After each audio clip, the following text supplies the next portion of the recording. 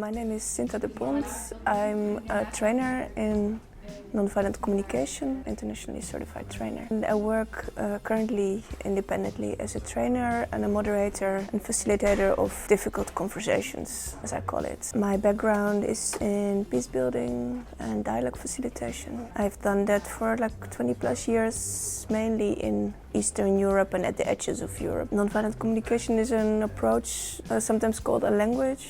It looks for how we can mutually enrich our lives. I think that's the essence of it. So how can we act in ways that are good for us and good for others? So one of the basic assumptions is that my well-being and your well-being and the well-being of everybody else is all interconnected, and we cannot solve one at the cost of the other. Do people mix them up so quickly in everyday life? Is there a psychological mechanism behind this?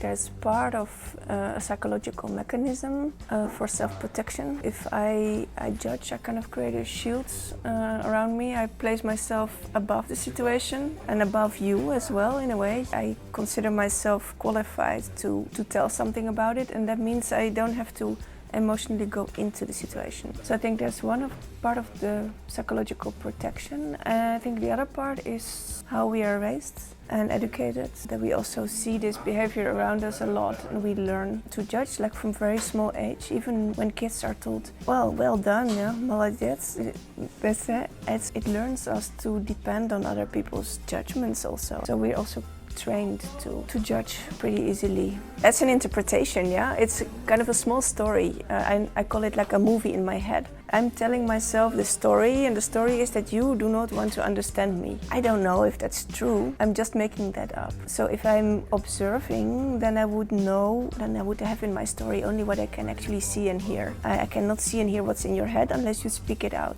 So then I have your words, then I can take them as a quotation. You said, I don't understand it. Okay, that's an observation, if you really said it. I can also see that you're looking at me, and then I can check, do you understand me? Then I have an answer, and then I have an observation. So we make these stories in our heads very, very quickly. Now, when someone says, oh, that wasn't good, the observation would be, the person said, that wasn't good. My story might be, the person doesn't like me, the person thinks I'm worthless, that person doesn't understand what I'm doing, since they're saying it's no good. That's all story in my head. So we're making lots of stories in our head, and they're making our life complicated. They cause a lot of suffering, because I might feel super miserable if I think that person doesn't want to understand me or doesn't understand my work. But I have no facts, I'm just making that up. And if we allow ourselves to step back and say, okay, so what did I really see and hear and feel, like touch and smell? So these are the things we can really observe. So we can sit in a room and see what's around us and see how many people are sitting there and hear what they say. And a much more calm basis on which we can start a conversation, even if I totally disagree with you. You said something that it doesn't match my values and my worldview and some things that I think that I know. I can still start from the fact that you said that thing, and then we can talk from there. Yeah, so the other person, so first of all you say the other person is aggressive, so it's not an observation that they're aggressive. The observation would be they raised their voice or they said certain words. That would be the observation. So if I call them aggressive, in my head I'm already creating an enemy image of them. One thing I can do is applying nonviolent communication in my head, even without talking, before talking. I can change my lens. I could tell myself, okay, this person is probably in pain or desperate for something. Or I could realize that the other person is probably high on emotions, maybe angry, frustrated, furious, something like that. And I might want to give them some validation and making sure that they know that I saw them and that I see their emotion and that I'm not judging them for it. So I might say something like, whoa, you're super angry, checking how they would react to that. And if they would go, yeah, then I have like, okay, I have established a connection. They know that I saw them. They have found out that I guessed what they're feeling, what's alive in them, and I'm not judging them for it. So that creates more openness. And then I could go to the next step. I would try to guess what they're needing. When a person is really, really upset, they're not open for that. So I would just go in and repeat some of the last words they said, so that they just notice that I'm here and I'm kind of getting in sync with them. And when I have a first contact, then I'm gonna guess some feelings. And when I get a yes to the feelings, they have a little more space. And then I'm gonna try and find some needs. So if they're super upset, some need is not met for them.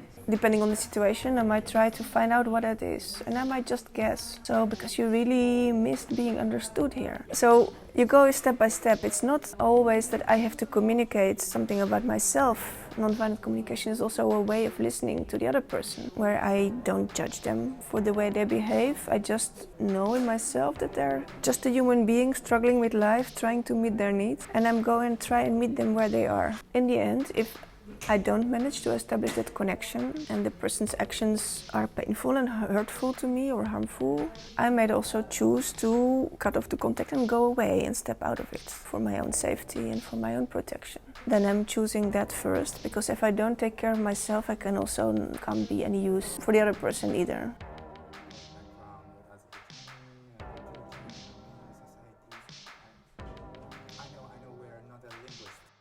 That's not just in Azerbaijani, it's also in English or in my own language, in Dutch. It's also when you start speaking this, it's like learning a new language. So first you learn the grammar rules and some words, and it sounds really awkward because you're constructing your sentences in your head and it's kind of wobbly and wonky. So that's kind of a normal phase when you're learning a new language, that at first it sounds kind of clumsy. That's like a stage you can go through. And then there's things that can help to make it more natural. First one is to realize that all these 4 steps of nonviolent communication, so the observation, the feeling, the need, the request, you don't need to pronounce all of them out loud. You can also do them in your head and speak from that energy and use some casual words that you would normally use, but you have that emotional load into them. As long as in your head you have the awareness about it.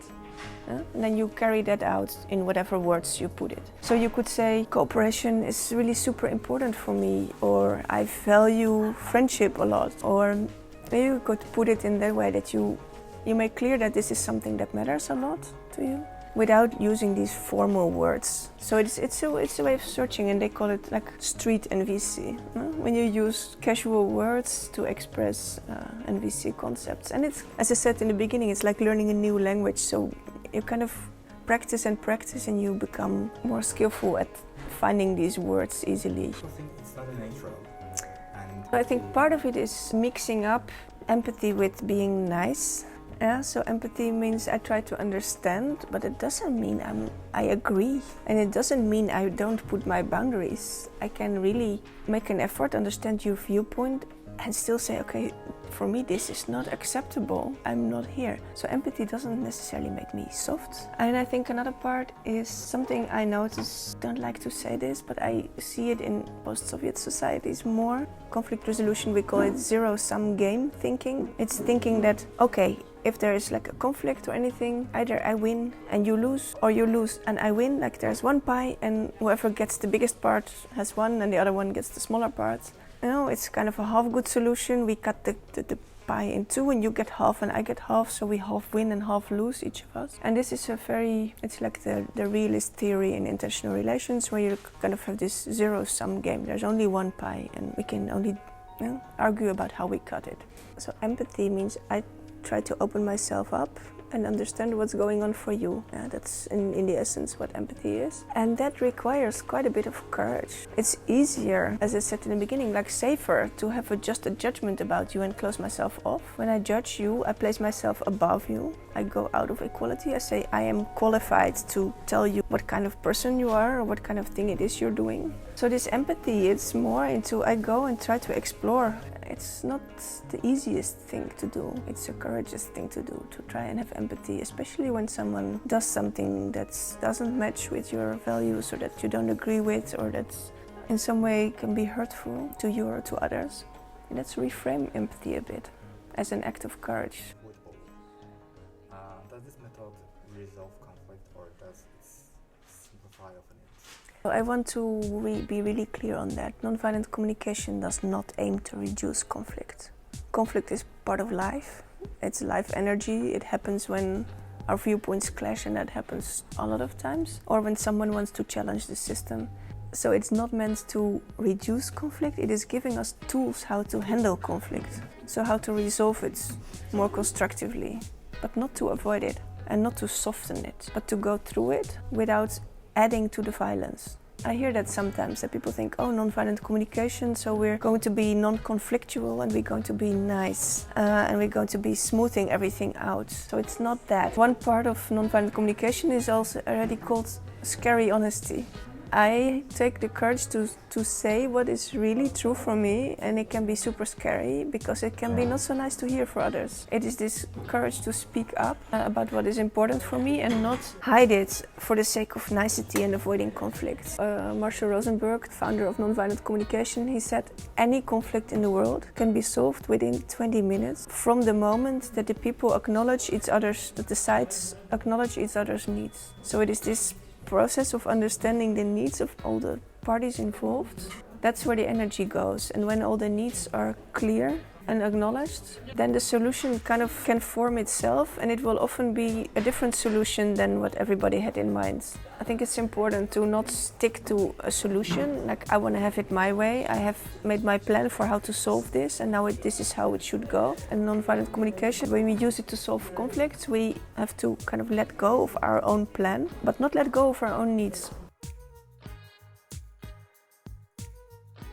If I say, you did this to me, actually, most likely, when we look at it from an NVC viewpoint, everything people do is the best thing they can think of to meet their needs. So there's something you didn't do it to me, you did it to meet your own needs. I can uncouple that and think, okay, this person did something that wasn't good for me. They did it not because of me, they didn't do it to me, they did it because it was the best thing they could think of in that moment to meet their needs.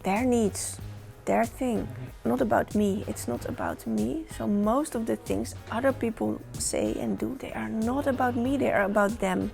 And then it becomes much easier to leave it with them. So if someone calls me a nasty name, I can get upset and I can think, oh, they insulted me. Yeah, that would be the classical story. I can also think they probably have some unmet need, and this is the way they're trying to express it. It's probably not very effective. It's probably not going to help them to meet their need, but it's definitely about them. It's not about me. People have kind of an argument or a disagreement, and someone gets into painful, in feeling pain inside. I want connection. I really want to be heard by you. And the more I want to be heard, the louder I raise my voice. And the more I start shouting, the more you're like closing off, and the less I'm being heard. So my need is for being heard and for connection. And the harder I'm trying, the less I'm meeting it. So when I stop and slow down, I think, this is painful.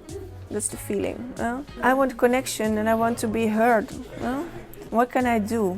At the moment, I'm too upset to make that connection. Let me take a little bit of time out and come back to this in a different mood.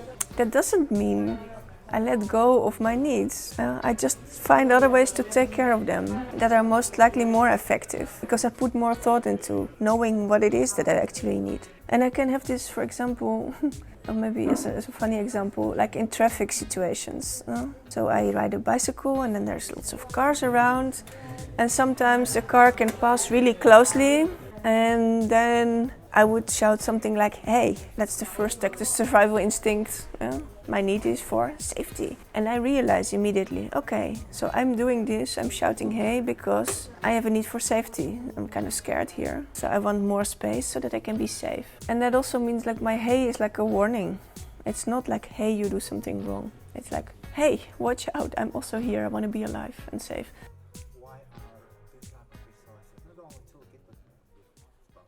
I have a lot of hopes what this can bring. More constructive engagement, less tension, in a way that tension is addressed earlier, so it doesn't get the time to grow and foster into something really nasty, because you can gradually learn to recognize it and name it faster and work through it. So I could see much more healthy interactions actually in the bigger picture, also the working through of old trauma, because it's so this NVC is not therapy, but it can be profoundly healing when you found that you can really connect with someone on that level. And I also see it as that's my professional background. I'm looking at it from a peace building angle, that a lot of peace building work is done in a society.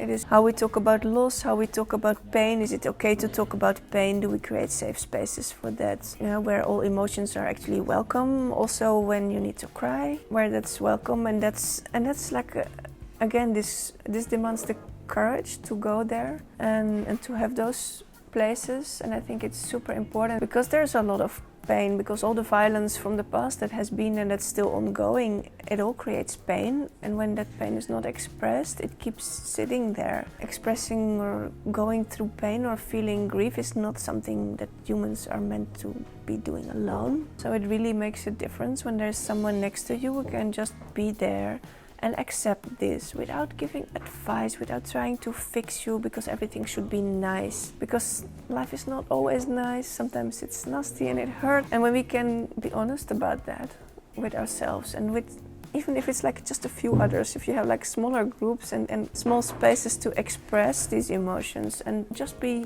okay with them. Like when you go through this and express it, and you don't have to carry it with you in that form anymore. And then you have more space to also engage with others in a way that helps them forward. So this is self-care part is super important. Have space where you can really be honest with yourselves and preferably with a few other people as well, so that you have the resources to go out in this world and try also to have muster the courage to engage empathically with others who are maybe not so understanding toward it, because it's new for them, because it's unusual, because it's uneasy. So I think there's lots of things to be gained from that, and it's a gradual process. Like learning and growing, it doesn't stop. Like I've been practicing and learning this for 12 years now. It doesn't stop. I keep on learning and growing and finding at some point that I do things and then look back at them and think, I wish I would have done that differently. Really valuable thing about nonviolent communication is I don't have to beat myself up over it. I don't have to tell myself like, oh, I did that wrong. There's the right and wrong game again. I don't need to go there. I can look at what I did. That would be my observation. How I feel about and what the consequences were for myself and for others. I can admit what I feel about that. I can feel sad or like really pain about that. I can acknowledge my needs and other people's needs that were not met, and I can just mourn that. And that's part of my learning, and I can say, okay, that was the best thing I could find at that moment to meet my needs. And now I have seen what the consequences were, and I've reflected on this, and I know that next time I would make a different choice. So there's also this mildness toward myself as I keep learning. As Marshall Rosenberg said, you don't have to be brilliant. It's enough to become gradually less stupid. Just keep on growing, learning and experimenting, and create this space for yourself and for others too. I would really wish for a society where this nonviolent communication is brought also in from childhood. For children, it's much easier to get into this honest self-expression. They're much more in touch with their emotions. Along the way, as we tell children that it's not okay to be angry, or it's not okay to have these emotions, or it's not okay to cry if you're a guy, or it's not okay to be too loud, explicit if you're a girl, or other things that people are telling children, they get out of touch with that. I even meet people who look, I don't know what I'm feeling, because I have never got words for that, and I have never been given the space and been invited to connect with it and to express it. I would wish for kids to be raised in this paradigm of, okay, how do we make life more wonderful? It's fun for everybody. That would be my utopia. Thank you.